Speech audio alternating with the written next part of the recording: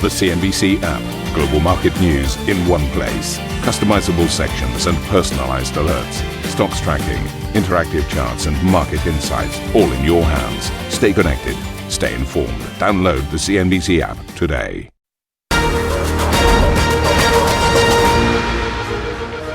Welcome to Squawk Box. I'm Karen Cho with Steve Sedgwick, and these are your headlines. The US launches national security probes into chip and pharma imports, potentially paving the way for further tariffs. President Trump says strategically important goods must be produced at home. They're going to move into our country, and we're going to have our drugs made in the United States, so that in case of war, in case of whatever, we're not relying on China and various other countries to supply us with drugs, which is not a good idea. Global automakers catch a bid after President Trump hints at potential tariff relief for the heavily hit sector.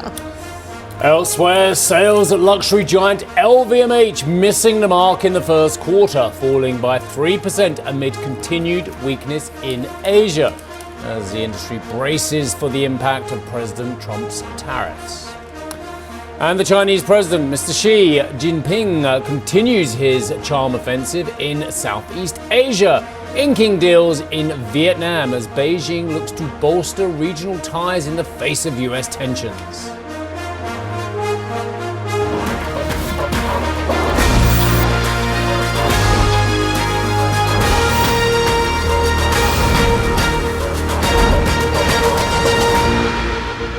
More stable moves in the market yesterday. I do wonder whether investors now move to this cautiously optimistic phase. They had some positive commentary around autos yesterday. They're looking at sector-specific tariffs and whether there's any rollbacks. And I think at this stage, there's a little bit more optimism. The question is whether that is misplaced optimism at this early stage as these tariffs still roll across industry. And of course, we're talking about pharma today and still semiconductors, telecoms later this week, potentially. I think they think that Trump's been beaten by the market, and I think that's wrong to assume that at this early stage. It may be the case. I think they assume that he's going to carry on folding, because he has carried on folding. He came up with the big announcement, and now we've got the exemptions, and now we've got country pauses and what have you. I think the market thinks that Trump has been beaten by the market, by the economic reality of the folly of some of his policies, and I think that's very premature. Yeah, and if you look at the reaction on bond markets, it was very much to that narrative. I thought it was fascinating to hear what the Fed was saying yesterday, that Christopher Waller was suggesting that that there would be a major shock from these tariff policies, but it could lead the Fed to cut rates to ward off a recession, even if inflation was high. I mean, that is just extraordinary, because we know that often the Fed is exactly so fixated on inflation. We saw that through the so-called transitory phase, that they were still very much willing to tackle the inflation problem, not support growth. Just ahead of your next read, it is utter folly to assume that one nation can control the whole supply chain for its semiconductors. Utter folly. And that's not me talking, that's history.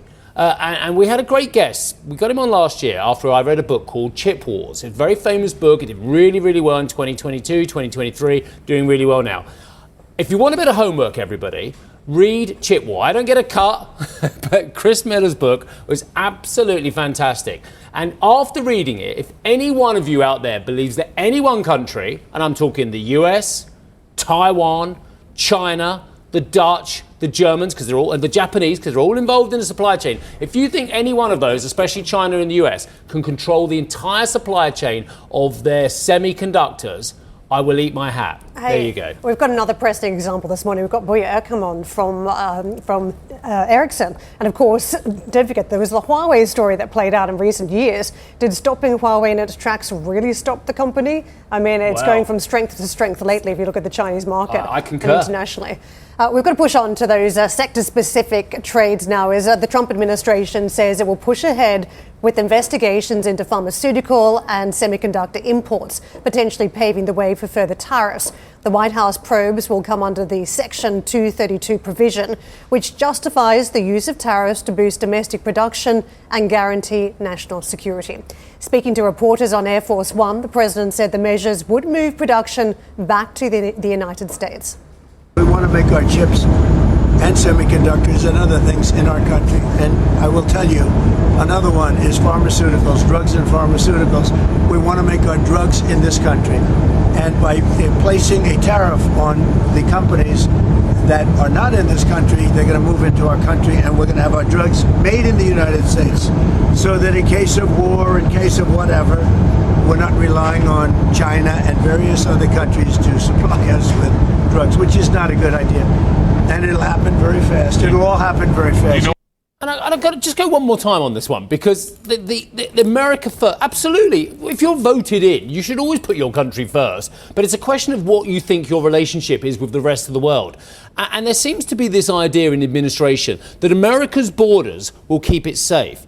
That actually, if it brings all this home, within the borders on the Pacific, on the Atlantic and the Gulf of Mexico, they think that actually maybe that they will be safe if they just bring this. They won't, because they are part of a globalized system. There is no way that a tragedy going on in one part of the world won't affect the United States economically, or indeed socially, or indeed potentially, on the worst scenario, militarily as well. It is just folly to think that America can just carry on if it builds this Barbican, this castle around itself. It just can't happen. The Great Wall of America can't happen at its own borders. What is the end game is the question for me. Is it about building some sort of supply chain resilience in terms of a supply chain of the future? That's a different thing, so we're isn't it? talking about Absolutely. ships, exactly, and Yes. some of the raw materials that go into it. Or we're talking about being a lone island where you source absolutely everything you can from your own domestic borders. Good luck with that, with the rare earths that are used in the production of an F-35, is all I can say.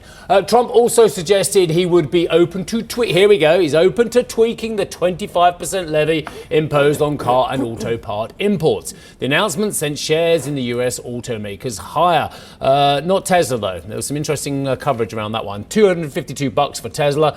General Motors up 3.5%. Ford was up to $9.71. The Asian counterparts also trading well in the green this morning. We'll take a look at Nissan, which is up 3%. They've been putting out some commentary this morning. Toyota over in Japan also up 4.8%. Speaking in the Oval Office, the president said he wants to help the automakers move production stateside, whilst admitting they need more time to revisit their supply chains. I'm looking at something to help some of the car companies where they're switching to parts that were made in Canada, Mexico, and other places, and they need a little bit of time because they're going to make them here. But they need a little bit of time, so I'm talking about things like that.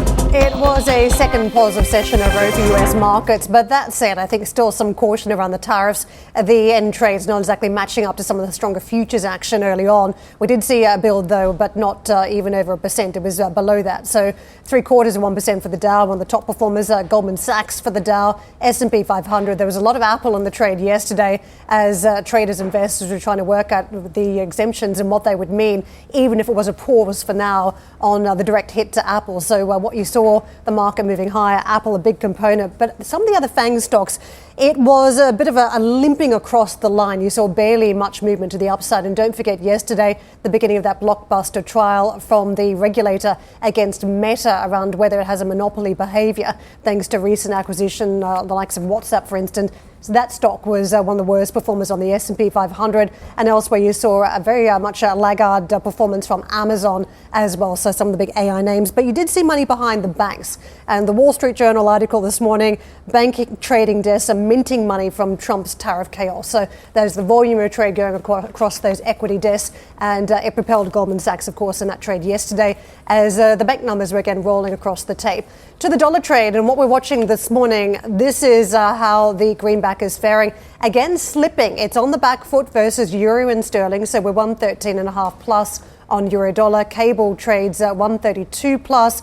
Dollar is managing to hold its own versus the Japanese yen. That's a flat position this morning and gaining some territory against the Swissy. So some might from the European currencies at this early hour. Let me take you to treasuries. We were mentioning as we kicked off the show that there was a little bit of heat coming off that yield yesterday. The 10-year that was really around the 4.5% mark. We're now 4.34. So we are declining and pushing back away from that 5% handle on the 30-year. We are travelling at 4.76% this morning. Right, let's get back to one of the key epicenters of the concern of the markets, and that's around the Treasury market. The Treasury Secretary, Scott Bessent, has sought to downplay the recent turbulence in the US bond market, dismissing fears that other countries have been dumping their Treasury holdings. In an interview with Bloomberg, Bessent insisted his department has the tools to tackle any stresses in the bond market. But Bessent's predecessor, Janet Yellen, told CNBC the recent routes in the dollar and bond market clearly demonstrate that investors are snubbing the US in favor of other assets. Both the dollar declined and US Treasury yields rose. And what that suggests is that investors are beginning to shun dollar-based assets, and that calling into question the safety of what is the bedrock of the global financial system, namely U.S. Treasuries.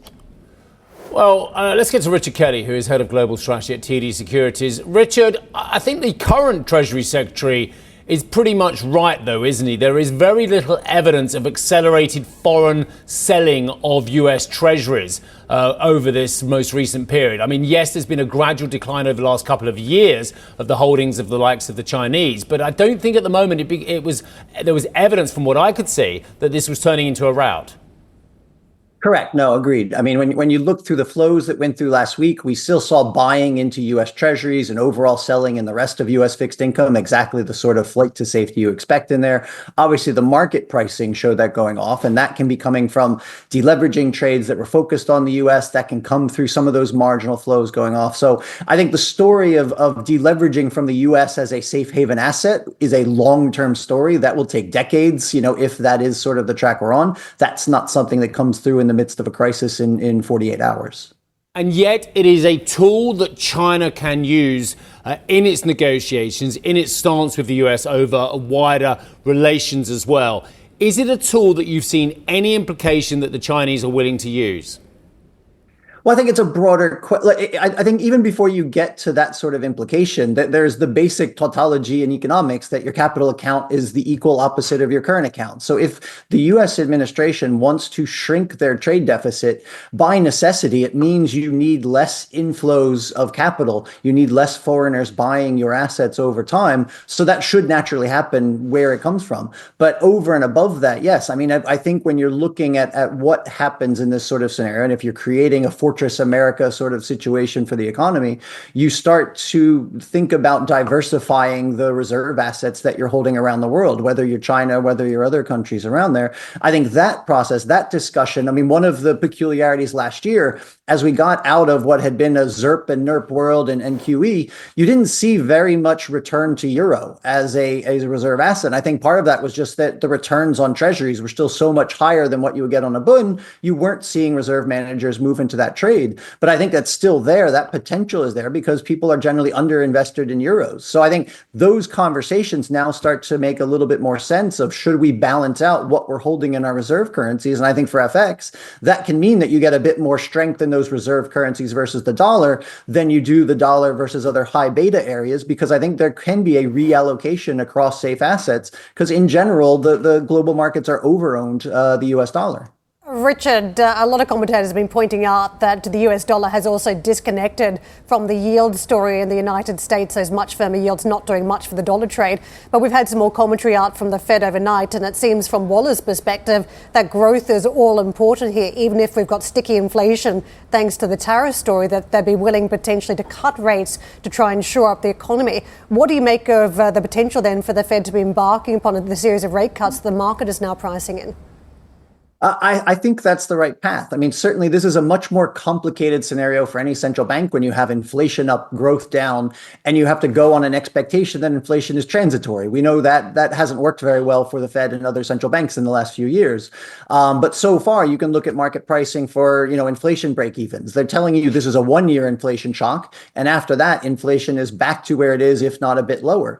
And I think in that world, the textbook solution to this is a central bank that should be easing and again, dealing with the growth shock, dealing with the readjustment that's going to go on in U.S. industry and U.S. employment on the back of these sort of structural changes. So that is the right thing to do. But that assumes sort of that perfect foresight of how sticky will these inflation shocks and prices be. But, my expectation is you are going to have the Fed resume easing in June. Maybe that slips to July. It really depends on where tariff policy ends up getting delivered at the end of the day. But I do think you need the Fed to start to resume easing. Interest rates are still too high, assuming all the tariffs that are announced and planned to be implemented end up getting implemented over the next 3 to 6 months.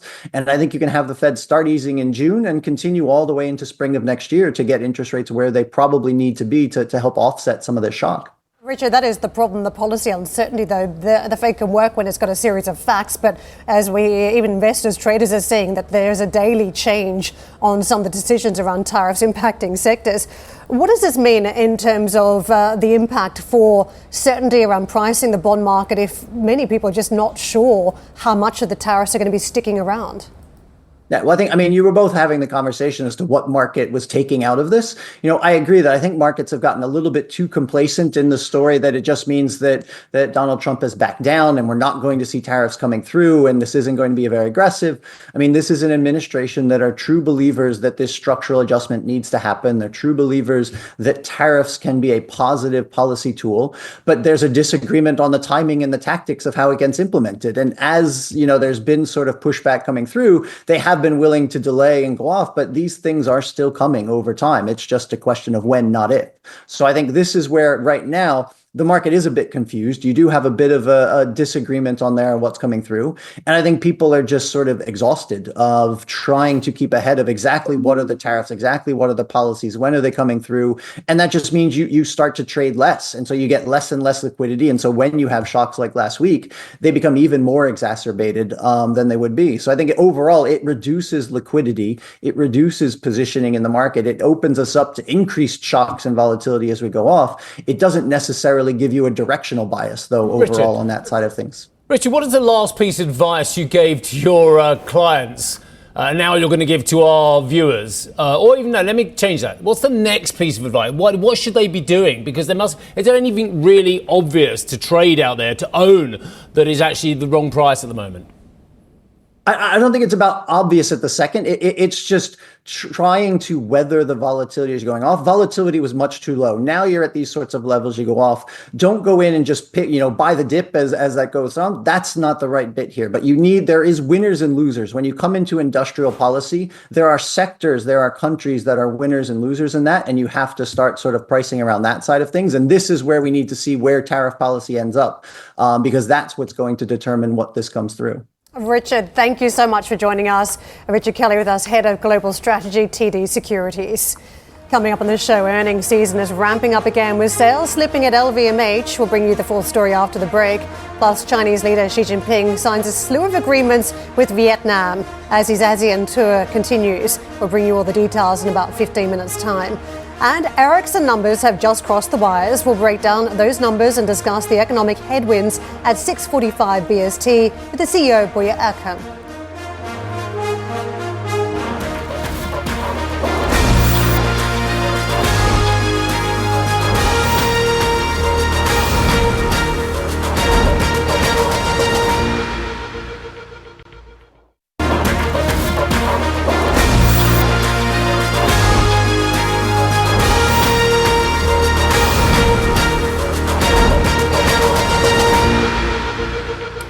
Welcome back. Goldman Sachs posted a 15% rise in first quarter profit, beating analyst expectations. The Wall Street lender capitalized on volatility in the markets to bring in record equity trading revenue. However, CEO David Solomon warned that the bank was now facing a, quote, markedly different operating environment than in the previous 3 months, signaling there is uncertainty ahead. Well, bank earnings stateside continue later today. We'll get the results out from Citigroup and Bank of America. And our US colleagues will speak to Bank of America CEO Brian Moynihan.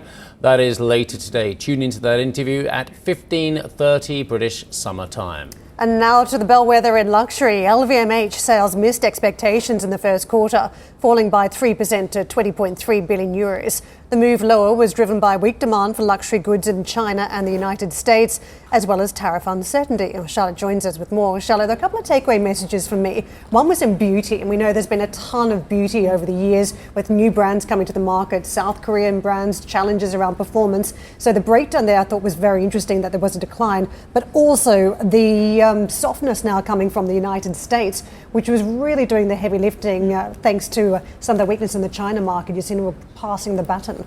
And it's interesting because a lot of the softness coming from the US came from Sephora. So here again, connected to beauty, a bit of a slowdown on that front. They say also the exposure to the aspirational buyer. And that's where we see kind of the sense of the consumer sentiment being impacted and people being worried and not spending as much. But as you were saying, those results were worse than expected, well below consensus, down 3% on an organic basis.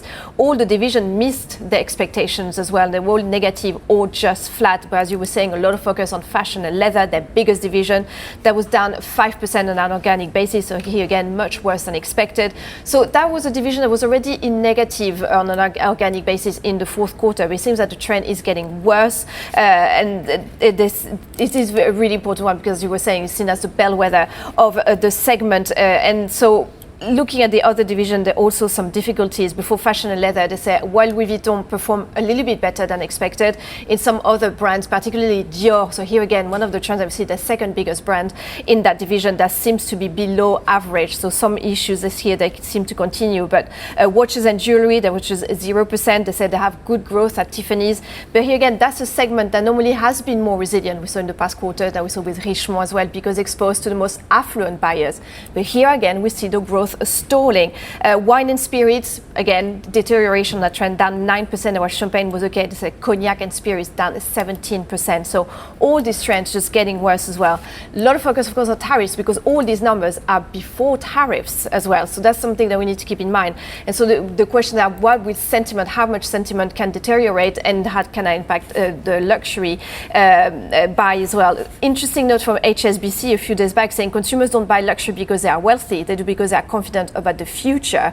And they say we are expecting quite literally fewer champagne bottles to be popped this year.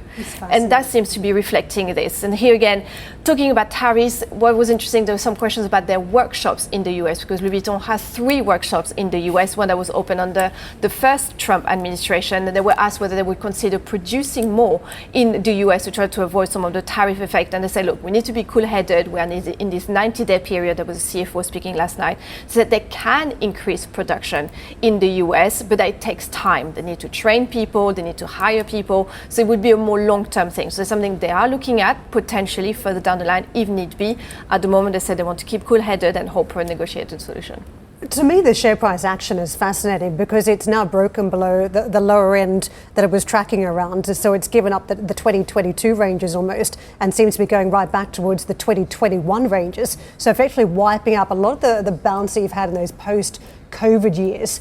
But so my point is, at what stage is there a price where the market thinks it's got value, if it's positioning for the medium to long term? Eventually there should be some sort of cyclical recovery. But just to add to that, the analysts are completely wrong on this stock, aren't they? There's 5 strong buyers out there, 13 buyers, 12 on hold. There's only 2 sellers out there. So I presume they haven't just gone long this one. They've been long all the way down. But here again, on luxury, you have so many different stories. You know, we'll have Hermès in a couple of days reporting. And as we know, the top of the basket, they don't have the same customers. They're not exposed to the affluent buyer. So again, very diverging stories within this. For some analysts, just 2 or 3 weeks ago, they thought things are getting a bit lower. They are very expensive stocks. Maybe it is a buy opportunity. Further down the line, the growth will come back. Now the concerns have grown on tariffs, the reciprocal tariffs, the roller coaster we've seen over the past few days. So actually now, especially after these results, that pre-tariffs here again, you know, just seeing how sentiment is already impacting sales, that will just feed the worry that actually the luxury recovery is not in just yet. Charlotte, thank you very much for that. Let's take a look elsewhere at technology. And I was mentioning some of the trade around Meta, one of the worst performers on the market yesterday. Meta CEO Mark Zuckerberg has taken the stand in a historic antitrust trial in Washington, D.C. to defend his company's business practices. The US Federal Trade Commission accused the tech giant of monopolizing the social media market with its previous acquisitions of Instagram and WhatsApp. Depending on the outcome of the trial, Meta could be forced to sell both apps. Eamon Jarvis filed this report. Meta CEO Mark Zuckerberg wrapping up the first of what we expect to be 2 days of testimony here in Washington, D.C.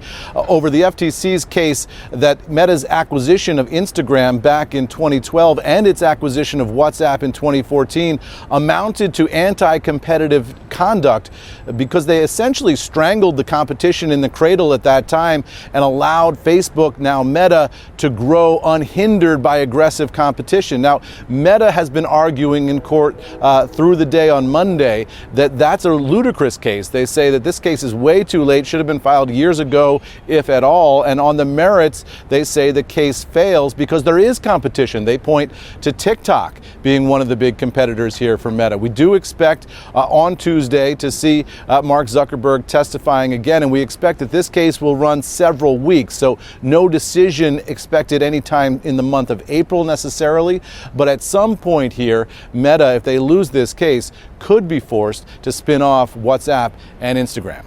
For CNBC Business News, I'm Eamon Javers in Washington. Meanwhile, the former FTC chair Lina Khan told CNBC that the case was about free and fair trade, but said that the social media giant may still try and reach a settlement.